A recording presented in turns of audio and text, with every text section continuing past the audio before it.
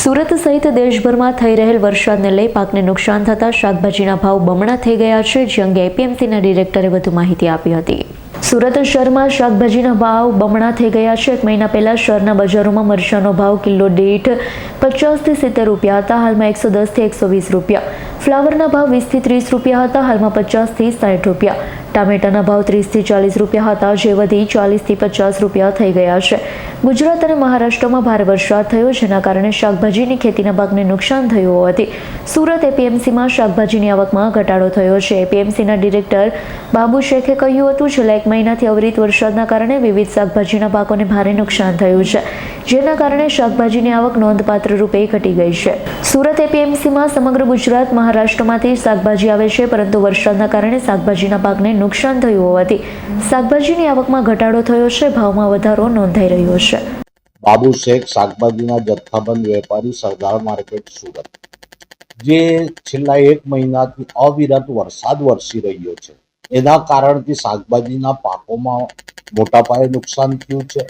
અને જે વરસાદની આ વખતે પેટર્ન છે, કારણ કે ખેડૂતોને વચ્ચે સમય જ નથી આપતો, જેને વરાપ કહેવામાં આવે છે, એટલે નવા શાકભાજીનું વાવેતર કરવાનું પણ અત્યારે ચાન્સ નથી મળતું. એ કારણોથી અમારી માર્કેટ યાર્ડોમાં માલની આવકમાં ઘણો ઘટાડો થયો છે. આમ જોવા જઈએ તો 30% સુધીની આજની તારીખમાં અમારે શાકભાજીના જથ્થામાં ઘટાડો થયો છે. એ કારણથી અત્યારે ભાવોમાં પુષ્કળ પ્રમાણમાં વધારા થયા છે.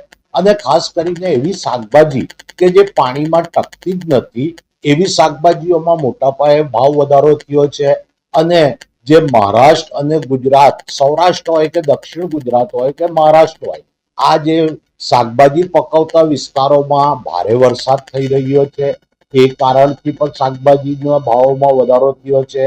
અને જે શાકભાજી વરસાદના પાણીમાં નથી ટકતા, કોબીજ, ફ્લાવર, મરચા, ગુવાર, તુવેર, ચોળી, રીંગણ, આ શાકભાજીઓમાં 30 થી 40% રૂપિયા સુધીનો વધારો થયો છે.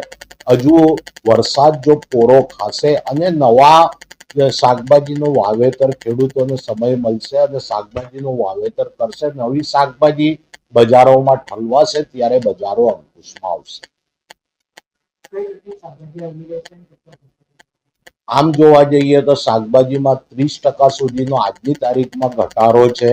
અને ખાસ કરીને આ જ શાકભાજી કે જે પાણીમાં ટકતી નથી, ચોળી હોય, તુવેર હોય, ગુવાર હોય, મરચા હોય, કોબીજ હોય, ફ્લાવર હોય, આ શાકભાજીઓમાં મોટા પાયે ઘટાડો થયો છે. અને એમાં જ ભાવમાં પણ વધારો થયો. Bureau report, S9 news, Surat.